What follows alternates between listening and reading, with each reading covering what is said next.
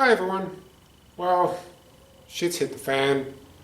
A lot of us are stuck at home, so I thought I'd do a more comprehensive video for Instagram TV on how I designed and made my shaping jig.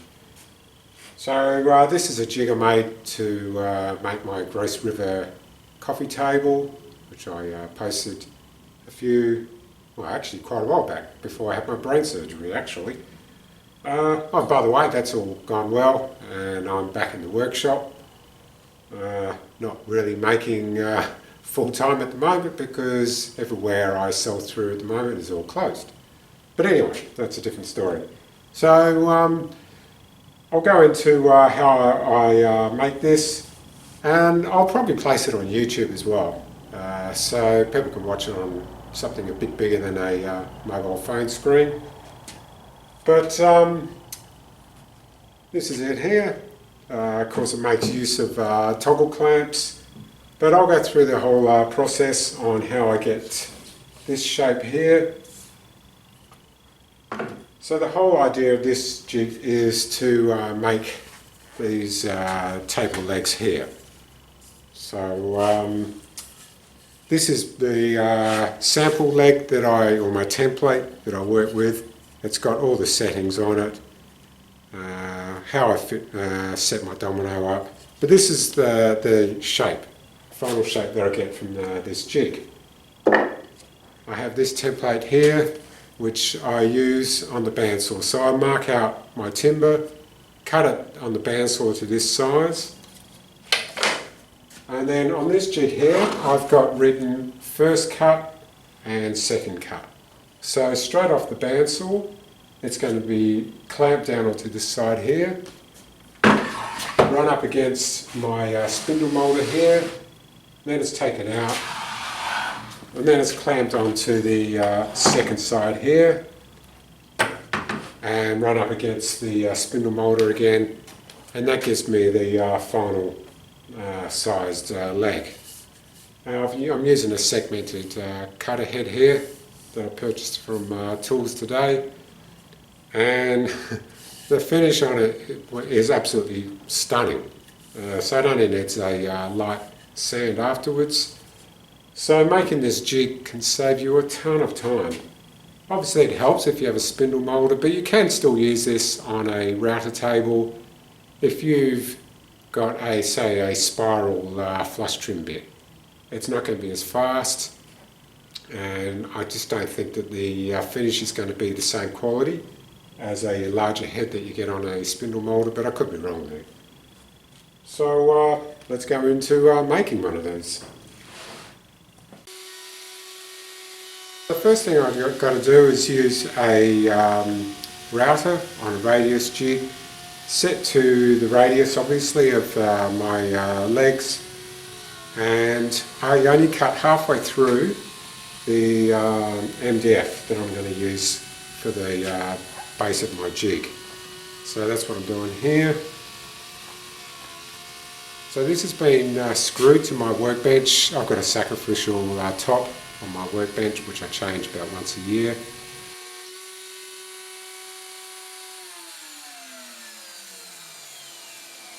Now that I've done that, I'll finish the cut off on my bandsaw.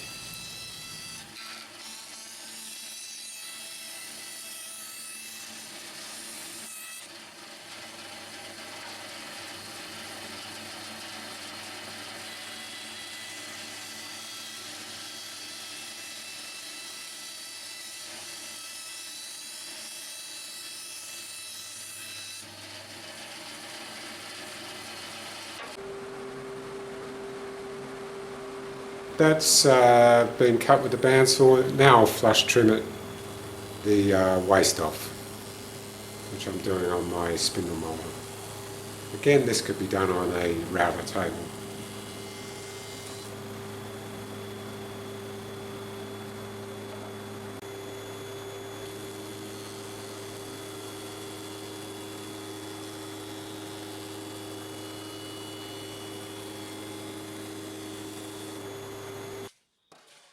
And now I'm going to drill through the base so I can fit the toggle clamp mounts, which also are the fences for this jig.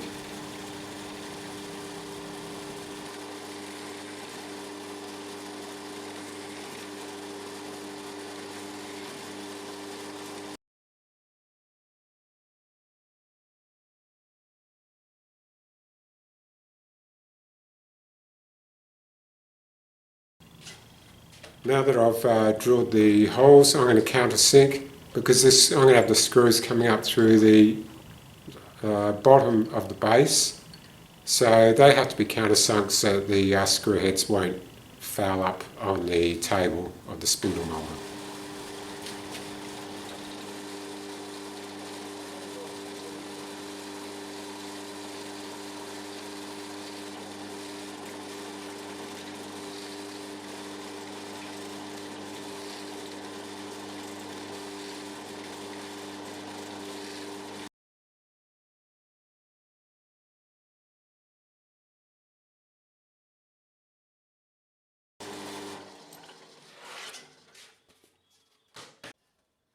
Now I temporarily clamp the toggle clamp mounts to the base of the jig. I'll then flip it over and drill some screw holes or pilot holes into the fences or the toggle clamp mounts, so I can then put screws into these to the base of the jig.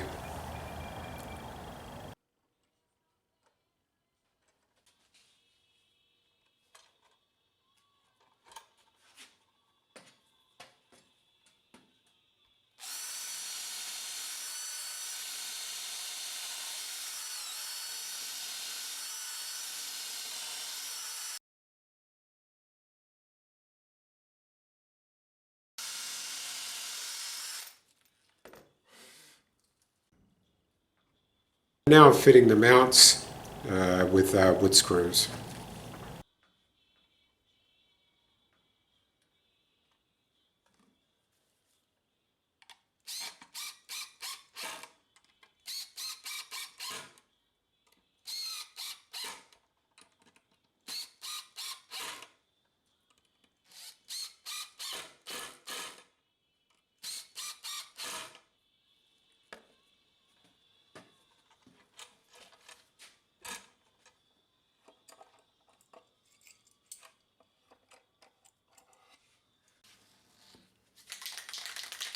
Now that all the toggle clamp mounts or fences are on the base of the jig, I'm going to adhere sanding belt to the jig, and this is to give extra grip, because these are 60mm wide pieces that I'm shaping, so there's going to be a fair amount of force on them, so the sandpaper belt just gives that extra bit of grip once the toggle clamp is pressed down onto the piece that's going to be shaped.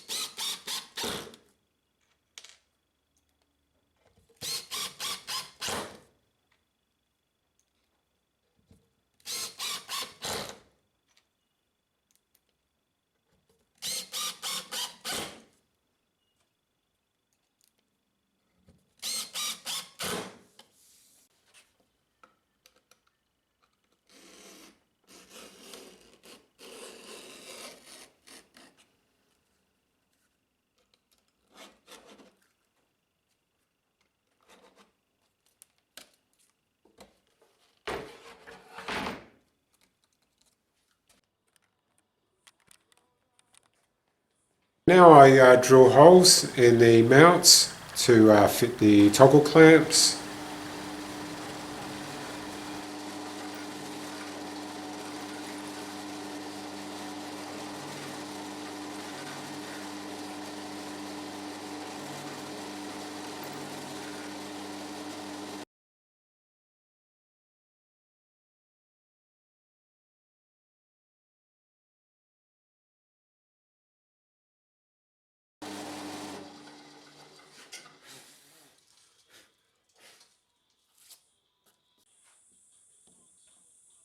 And now I'm fitting the toggle clamps using wood screws.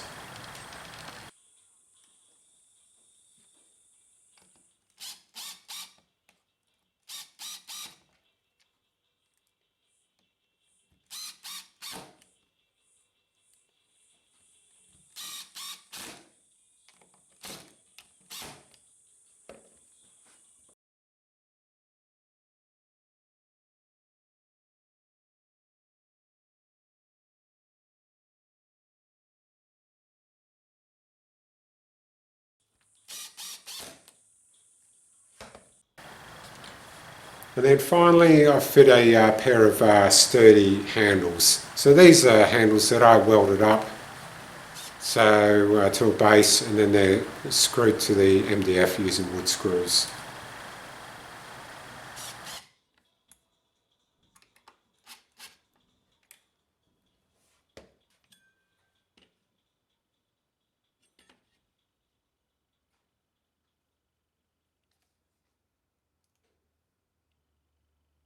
Now that we've got this thing made, let's put it to use, and I'll describe what I'm doing as we're actually putting a piece of timber through the spindle moulder. I'm using the first cut side, obviously, and clamping my rough sawn piece of timber hard up against the fences.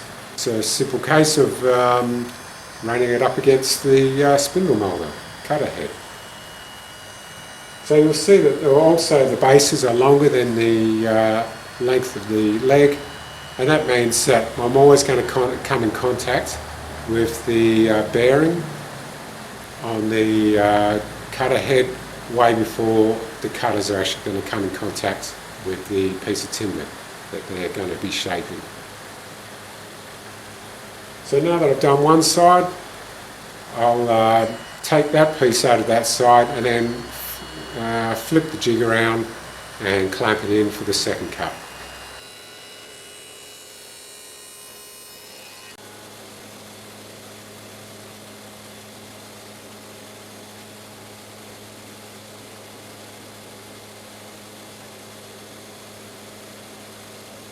So it's a pretty simple jig to make, and the results and the speed and the reliability is just so worth any effort that you'll put into making this jig, especially if this is a piece that you're going to put into limited production like I am. You just whip through these, and unless you badly stuff up, you're guaranteed great results every single time. So hopefully you got something out of this video, and like I said, I'll put it onto YouTube as well, so you can watch a larger version of this, which would be handy if you're a poor student who can't go to school anymore, and at least you can do a little bit of learning off the internet until this bastard thing is all over and done with. And who knows when that's going to be. So from me, thanks for watching, and I'll see if I can make some more videos. That's it.